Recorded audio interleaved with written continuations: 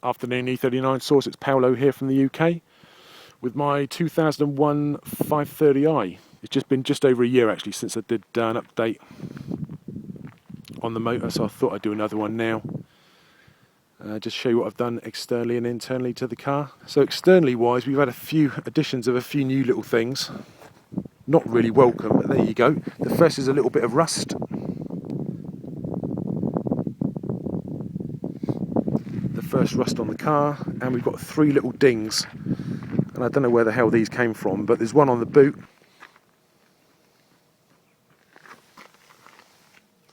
Don't know whether you can see that, but there's one there. Where is it? I can't even see it myself. There you go, one there. One slight one there. They're very, very minor. And one there.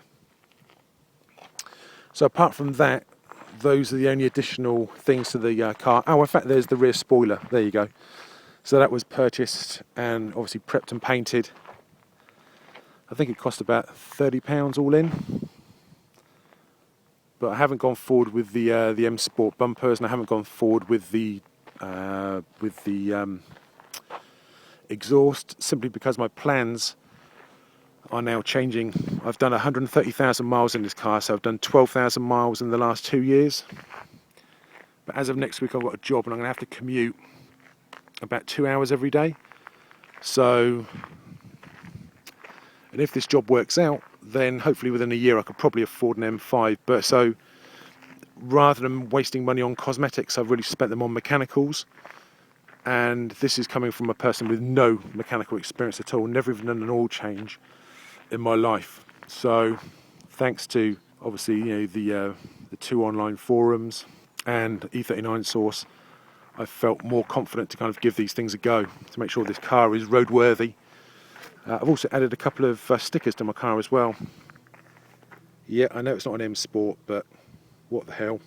And obviously ammo, some of you guys might be familiar with his work. So take a quick look inside the car. Not really a lot to show you. It's, as always, microscopically clean. There's really not a lot to add about the interior. It's done. Still got the spec dock, still working perfectly. Yeah, so I'll just give you a quick overview on the DIYs I've done on this car.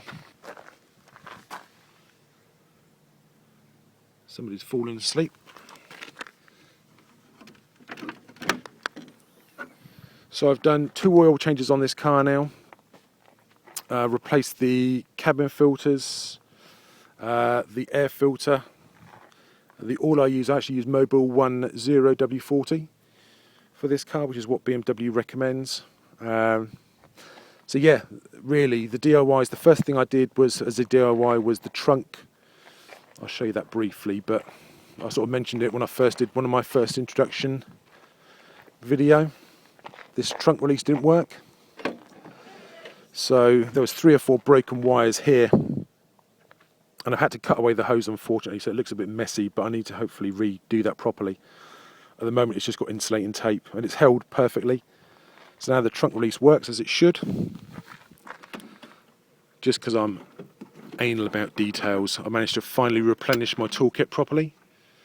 And all the parts in here are literally rust-free. They're just in phenomenal condition, like brand new, basically. So even though my car doesn't have a sunroof, I couldn't bear the thought of having like an empty component within the tool kit, so I spent £3 on eBay and bought that. And also this is usually missing on most toolkits that I see, so I picked that up as well. And apart from that, it's done, fully kitted out. So that does my OCD a lot of good. And then we come to the engine. As I say, so the first thing I did with this car, obviously bar the oil changes, I did the fan clutch. So I used a mate called Beru, and they're not cheap by any means, but it's not obviously OEM expensive. So I bought that as just a preventative maintenance, fitted it, and you can really hear it. Actually, you can hear it for the first 30 seconds, first 2 or 3 gear changes, and then after that it quietens right down and you can't hear it at all.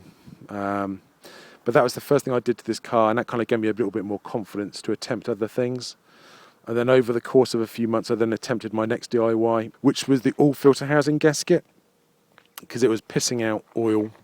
Now I know it wasn't the valve cover gasket, because obviously that's on this side of the engine, and that had already been sorted out by my mechanic. Basically the previous owner had replaced it, hadn't seated it correctly, or the people that used hadn't seated it correctly, so my mechanic basically reseated it, and that was fine.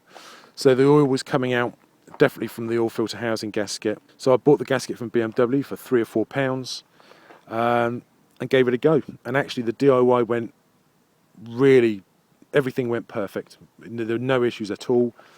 Bought a torque wrench just to make sure that when I retightened the bolts, the 6 bolts for the housing that goes onto the engine, to make sure I just didn't over tighten them, I bought myself like a mid-range torque wrench to do that job. It was certainly needed doing. I literally had to chip out the old gasket. It came out in about 15 different pieces, rock hard. So the new gasket was put in. Obviously I could give it a lot of attention and cleaned everything up the way I wanted it to be cleaned up. I took my time, and it went perfectly. From there, and actually the bottom splash shield I took off from the car. It was about half an inch thick with oil, thick sludge. So clearly this car had been leaking oil for a considerable amount of time.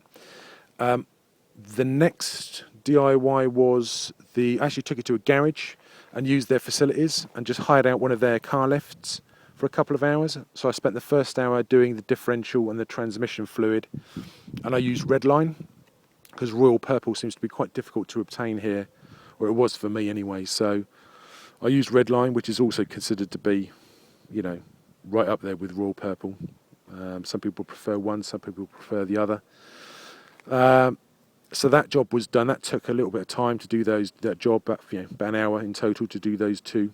So I did a drain and refill, and then I spent the other hour getting access to underside of the engine and giving it a good clean, because that oil had been splashing around or been there for some time. So the underside of the engine now is nicely detailed as well. And then on top of that, the next little DIY I did was the power steering. So I did the hoses. Obviously I trimmed the hoses under here, put new clamps on, replaced the gasket on the lid so I don't get any more of that misting anymore. It's been absolutely clean as a whistle. And used a basting syringe, so took out all the fluid, dumped it, put new fluid in, drove it for a few minutes, did that 2 or 3 times to make sure it was circulating properly around the system.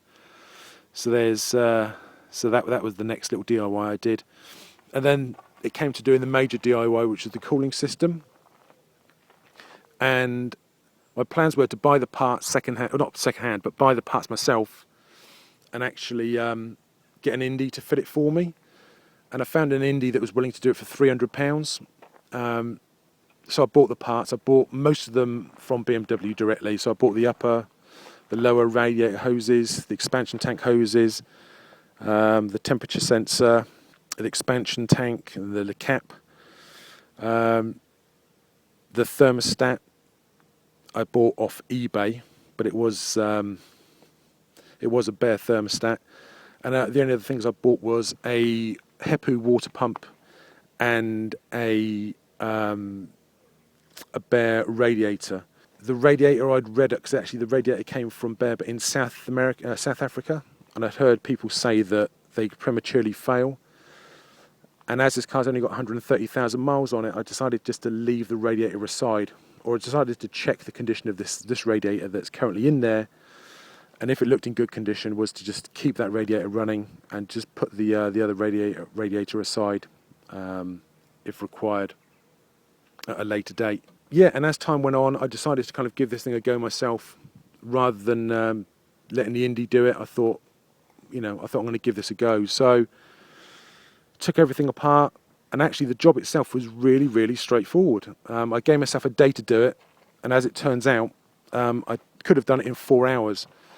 The only problems I encountered were putting 2 of the 4 bolts that hold the water pump pulley onto the water pump, I managed to snap those clean in half. So I was in a real panic, as you can imagine. But I managed to you can actually see the remainder of the actual bolts sticking out of the water pump. So I got some pliers, removed those, went to BMW, bought 4 new bolts, put them on, no problem at all. Bled the system. I bought my coolant from BMW as well. Bled the system, and had it not been for those bolts snapping, I could have done the whole thing in about 4 hours.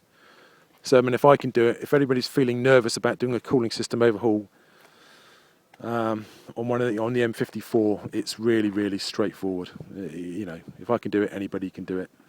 So as I say, hopefully that's it for the car now. We'll see what the future holds. If this new job works out, then hopefully in a year I might be talking to you about a different car, maybe an M5, who knows. But in the meantime, I think I've done as much as I could possibly do to get the car kind of road ready. There's not an issue with it. It runs perfectly, and it has run perfectly since the day I bought it. So I've just done some preventative maintenance to hopefully make sure that things don't crop up on my journey to and from work. So that's it, guys, really. Obviously, comments are welcome. Thanks a lot, guys, for listening, and I'll speak to you soon. Cheers. Bye.